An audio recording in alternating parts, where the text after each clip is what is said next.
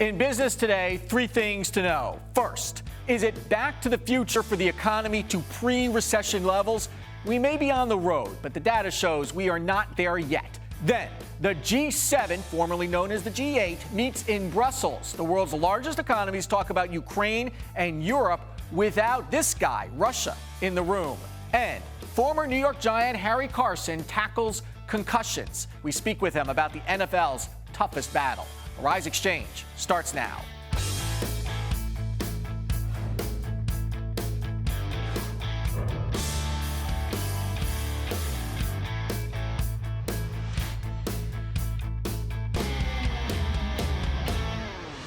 Hello, everyone. I'm Andrew Schmertz. If you ask the Federal Reserve, the economy is growing across the nation. The Beige Book, which measures economic activity in the Fed's 12 regions, reports expansion in all of them. The key points here: retail sales grew at a moderate pace, strong car sales, which we noted yesterday, and tourism also coming in strong. But private sector job growth disappointed on this Wednesday. According to the payroll firm ADP, U.S. businesses added new workers at a slower pace than expected in May. Payrolls increased by 179,000 new jobs. But as consumers spent more last month, the trade deficit grew. The gap was up 6.9% to $47.2 billion.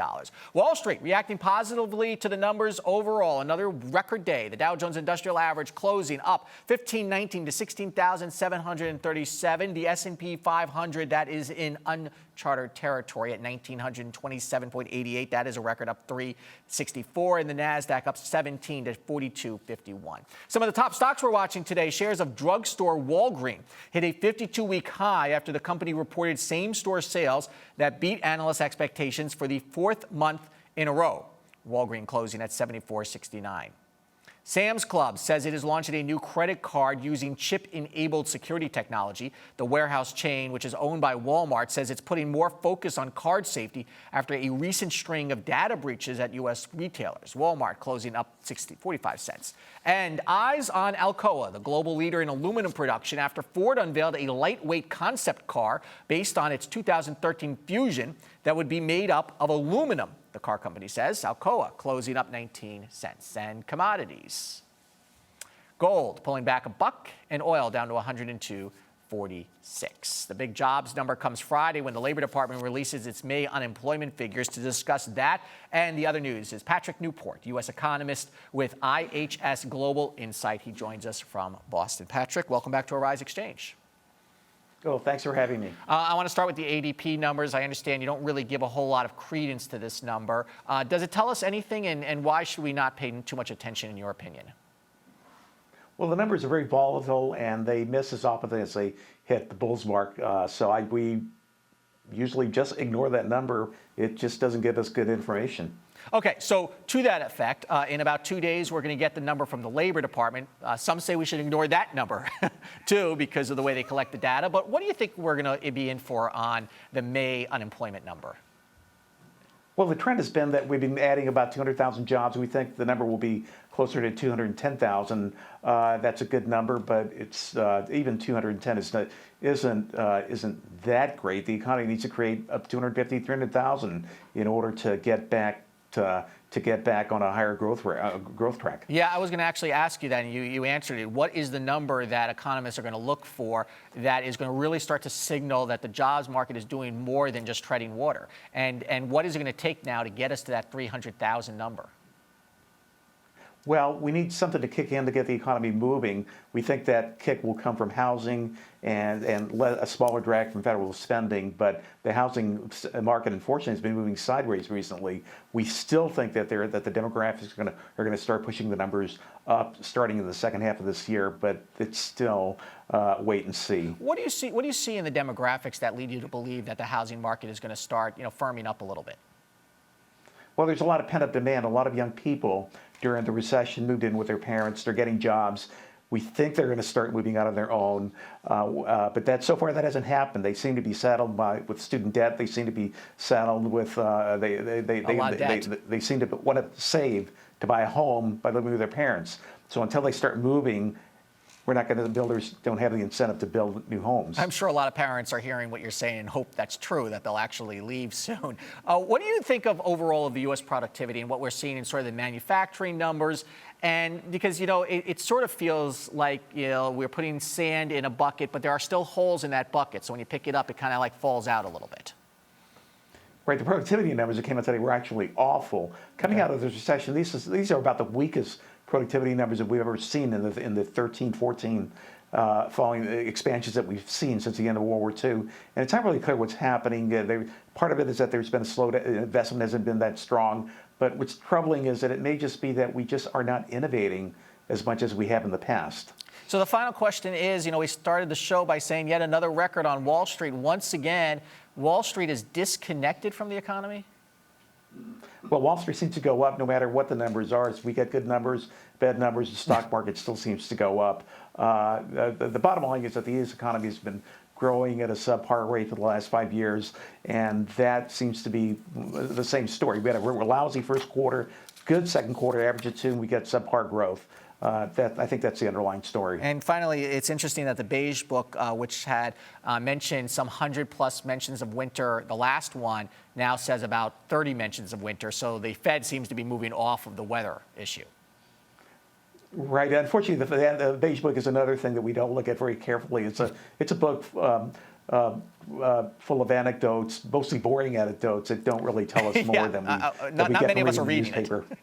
Okay. Right. Yes. Patrick Newport, U.S. economist with IHS Global Insight. Thank you. The world's leading industrialized nations meet without Russia for the first time in 17 years for the G7 in Brussels. It was supposed to be held in Russia when it was called the G8. But will the snub have any impact on President Putin and the crisis in Ukraine? Ivor Bennett reports. The message couldn't be clearer from Barack Obama and the West.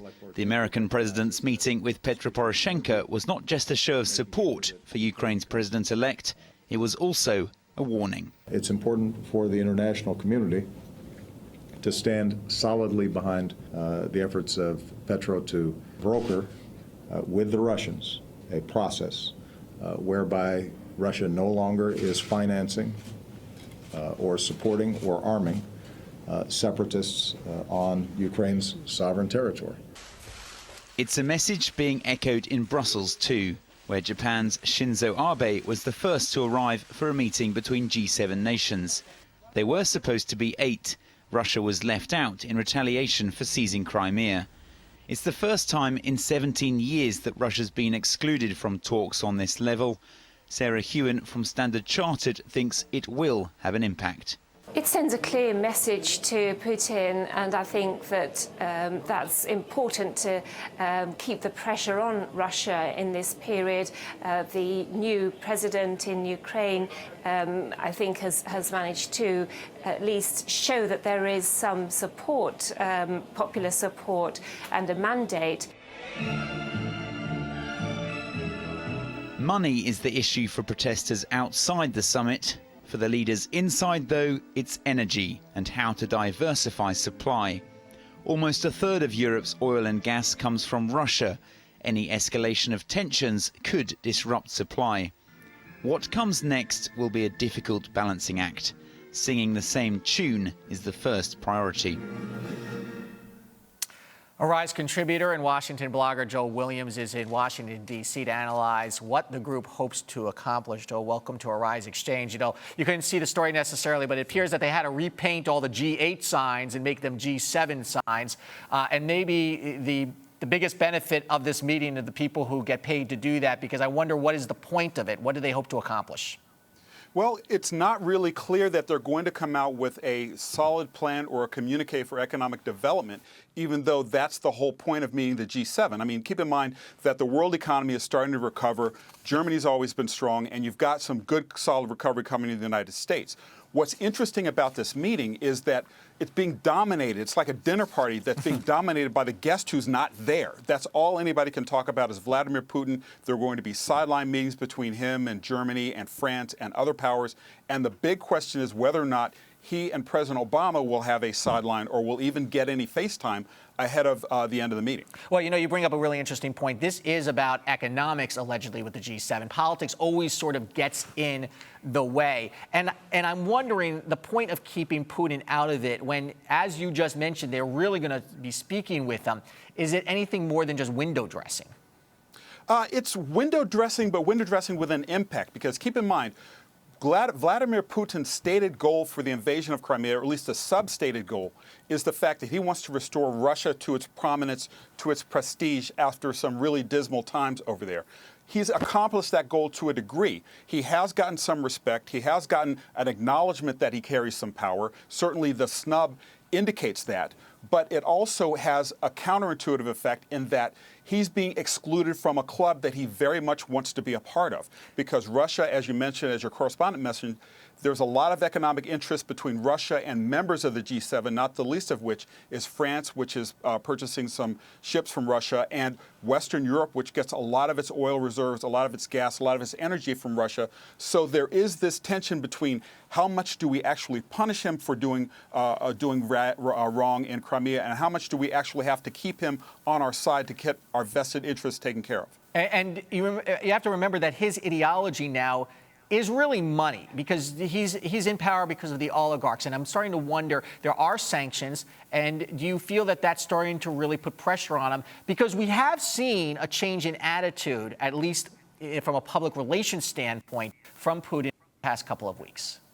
Yes, certainly he's withdrawn some of the more confrontational forces that he had stationed along the border with Ukraine.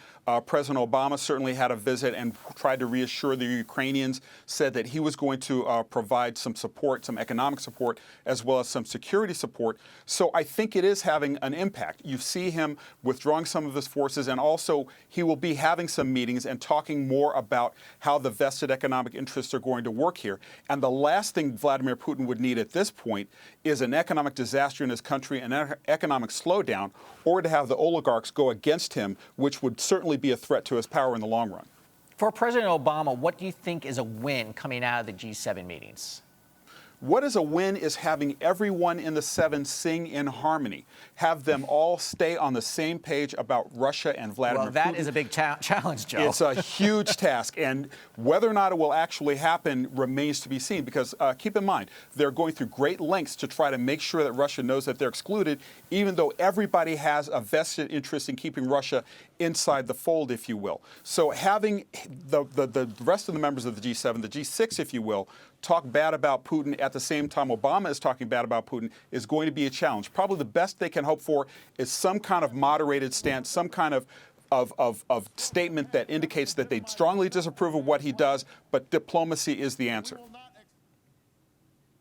Yard, who everybody wants to be friends with anyway.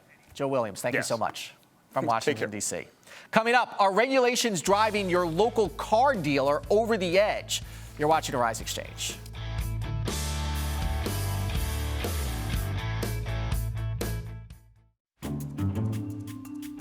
Looking at mainstream news stations where only you have a very small minority of people of color being newscasters and actually having prominent roles in the media. In a newsroom in the United States, maybe 10% of decision makers come from communities of diversity. That's not right. Well, diversity is important because the more complete the news is, the more accurate a picture you're getting of the world, and the more you can form an accurate opinion of things. The vision here is not just to tell the main stories of the day, but to tell the news that other organizations don't tell, and tell it in a way that people like me, people that look like me, that look like you, are interested in. Arise News. Arise News. Arise News. Arise News. Arise News, every culture, every angle.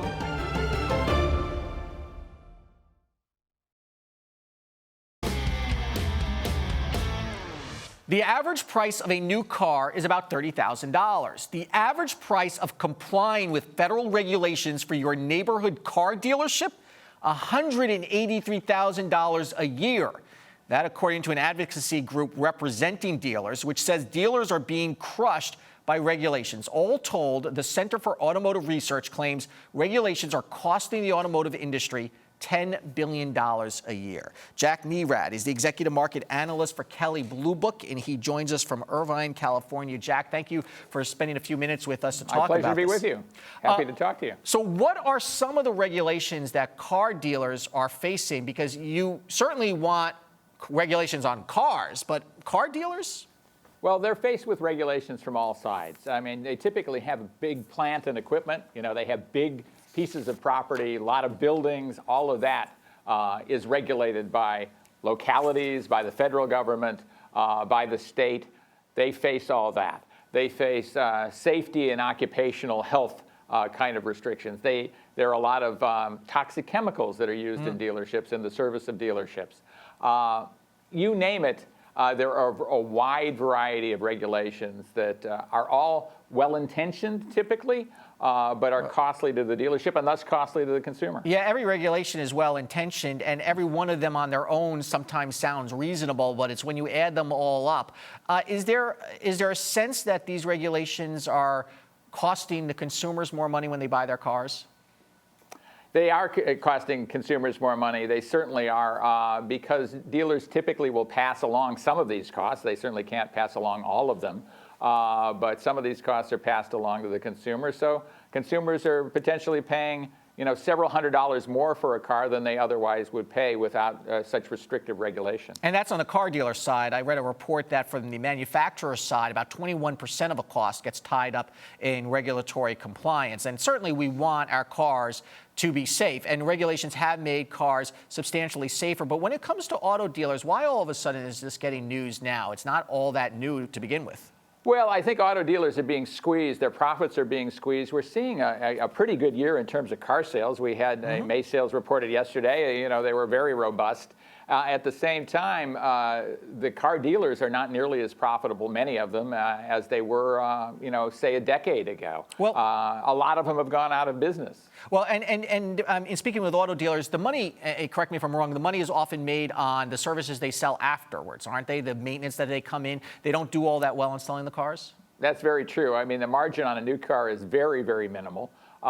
They sell new cars oftentimes so they can sell used cars and sell service. So now, what is your take on these regulations? I mean, do you think that this type of coverage is going to give some pause because they're both state regulations, they're local regulations, they're federal regulations? Do you think we're going to see any changes here, or this is just what they have to live with? Well, I think we're going to see a pendulum effect. I mean, I think we're in an era, you know, from the federal government on down of very, very tight restrictive regulations. We have an administration right now that is heavily into regulations, and we're seeing that over and over again, and we see that expressed. But we see, you know, individual states that are drifting quite the opposite direction toward, you know, a more laissez-faire kind of situation. And certainly, some regulations absolutely should be in effect. Sure. You know, safety, health, all those things should be in effect. But we have to look at the cost effectiveness of a lot of these regulations, and what it takes to, you know, adhere to them. Yeah, you don't want the roof to fall down, obviously, when you go to a dealership. And I'm wondering if the Tesla model is going to put further pressure on maybe changing some of these regulations,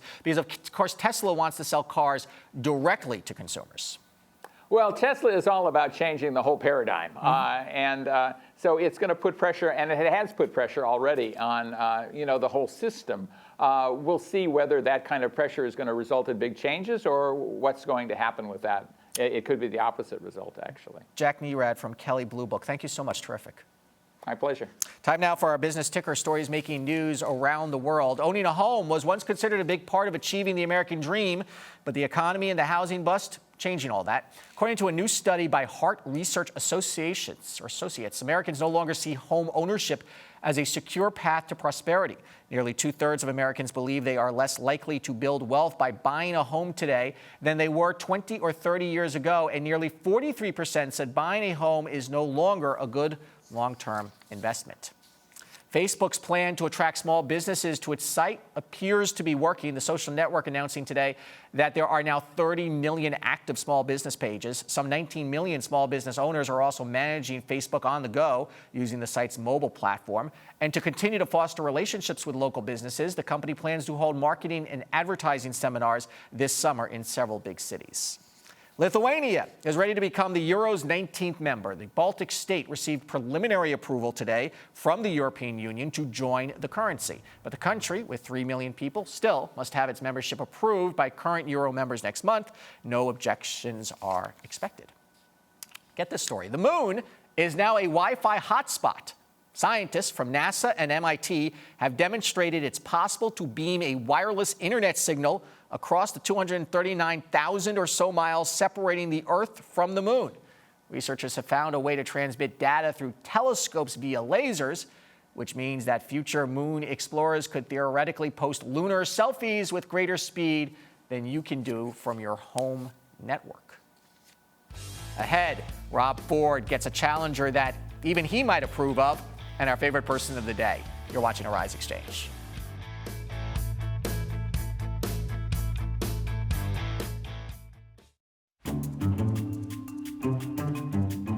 If I was building my own news network, first thing I think I'd want high-quality reporters, very educated, intelligent people.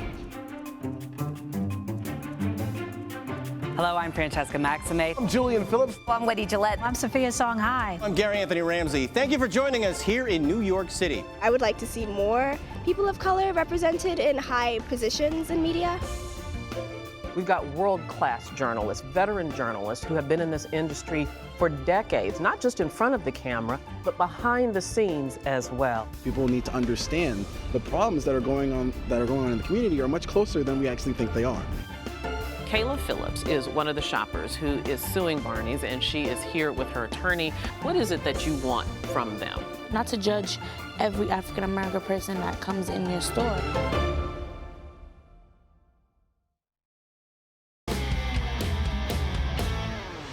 We haven't done our What's Up with Canada segment in a while, but fortunately we have the Rob Ford saga to revisit.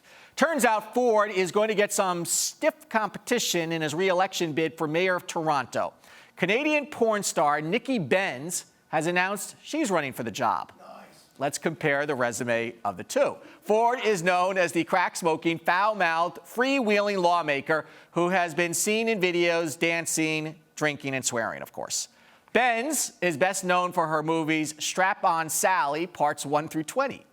Her main platform is to lower taxes and bring, of course, adult movie production to Toronto to raise revenue. One other big issue, in Canada, May 7th is National Masturbation Day. She wants to give everyone that day off. Though, honestly, you only need like 3 minutes. Come on, seriously. Finally, she has a great slogan, trade in your Ford for a Benz. And that, of course, brings us to our favorite person of the day when we pick one person who grabbed our attention and not for the right reasons. Today, it is Tennessee woman Shonda Carter Brooks, whose wedding day is not being remembered for what she had hoped. Take a look at this video. Carter Brooks decided the best way to get her baby in the wedding party was to tie the newborn to the train of her wedding dress and drag the 1-month-old along while she walked down the aisle. Carter Brooks has been getting blasted on social media, but she stands by her bizarre wedding day decision, saying, quote, "We do what we want as long as Jesus is on our side." Not even sure baby Jesus would put up with that, though. I don't know. And so Shonda Carter Brooks is our favorite person of the day. Coming up next, an NFL greats battle against concussions. You're watching Arisexchange.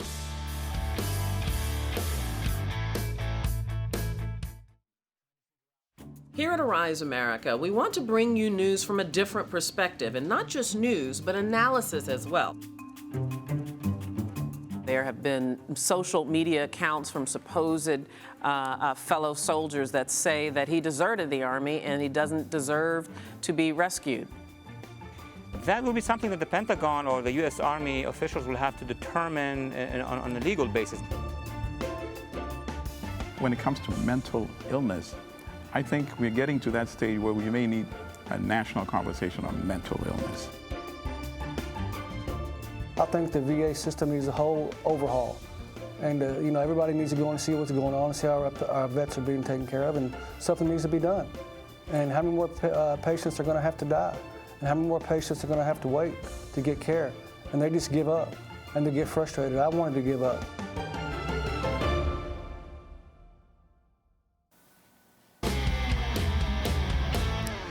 The ongoing debate about the National Football League and concussions heated up yesterday when Hall of Famer and former Miami Dolphins quarterback Dan Marino announced he was withdrawing his name from a concussion-related lawsuit that was filed just last week against the league. Marino was one of 15 players to file suit against the league on May 30th. NFL Hall of Fame linebacker Harry Carson has been very vocal about concussions and its impact on players. And he joins us now on the phone. Harry, it is an honor to have you with us today. Thank you for spending a few minutes with us. Well, Andrew, it's a pleasure to be on with you. Let me just first start by talking about Dan Marino. He was in the lawsuit, then he was out of the lawsuit. Do you have any insight on what is maybe going on there? I don't have any insight personally, but I strongly feel that he allowed his name to be used, and once his name sort of hit the headlines, he probably got all kinds of grief from people wondering, what did you do? Why'd you do it? And he had second thoughts about allowing his name to be a part of it. When people look at you in a certain way that, you might be brain damaged in some way. I mean, whether it's concussions or you've been in a major accident, car accident or whatever, once your brain is damaged, I hate to say it, but there's a stigma. There is a stigma. Sure. And people look at you differently. So, perhaps Dan was sort of feeling the heat, and he took his name out of the headlines. And he does have a relationship still with the NFL, and I'm wondering, have you sensed that there's pressure from the league on former players and about how they talk about this? I don't know if there's pressure from the league. I know that I was a part of the documentary that was done by PBS and Frontline last year, League of Denial, and I know that ESPN pulled out of being a partner with that endeavor. And so, that's interesting. The NFL has its way of applying pressure. Quite frankly, I have a relationship with the NFL, but also with the New York Football Giants, and I felt a little pressure from those within the halls of the NFL, but I feel very strongly about this issue, and I'm going to stick with it. I've seen League of Denial, and your position on this is very, very clear. You said that if you knew about concussions and the extent that it would affect your life, you might not have played in the NFL. Can you explain that a little bit? Well, I was just like everybody else. I went out and I played. I knew that, I could get hurt physically. I just didn't know that from a neurological standpoint, those dings, those, getting your bell wrong in practice and also in games, that stuff stays with you, and it could stay with you for the rest of your life to the point of having to deal with dementia and Alzheimer's and Lou Gehrig's disease. I'm in a very interesting point in that I see players who have played behind me who are now dealing with the issues of traumatic brain injury and concussions, and I see guys in front of me who are now dealing with Alzheimer's and dementia. And Harry, don't you need to change the conversation as well among football players? For example, I saw a documentary on Joe Namath on HBO, and he's rattling off all the injuries he had in one game, a broken thumb and banged up knees, as sort of, a badge of honor, which is sort of how the league has always positioned it. Have the players changed their attitude on that a little bit? Well, I think from a physical risk standpoint, the players are still the same. They talk about the injuries that they've sustained. Not only do they talk about it, they basically live it, because now you see guys who are in wheelchairs and they're dealing with crutches and canes and so forth. But from a neurological standpoint, you don't know what players are affected unless you have a conversation with them and you can hear, that they're slurring their words or they're having problems focusing on answering the question that you just asked them or whatever. It's something that, is really going around. It's very much rampant. It's just that there are so many players now who are affected, and they're no longer in the spotlight. Nobody really cares about them as they were when they were active players. We have only about 30 seconds left. Can you quickly wrap up what you think needs to be the next step here for the league and for the players? I really can't say. For the league, yeah, they've already acknowledged that there is there is a risk that you run when you play with concussions for players, and more importantly, I think for parents of players who are going to play at some point in the future, they need to be aware of what they're signing their kids up for, because the lingering ramifications can be really severe. Yeah, so it may come down to education and the education you're getting out there. Harry Carson, appreciate it. Thank you for your help today. My pleasure. That's Arisexchange. I'm Andrew Schmertz.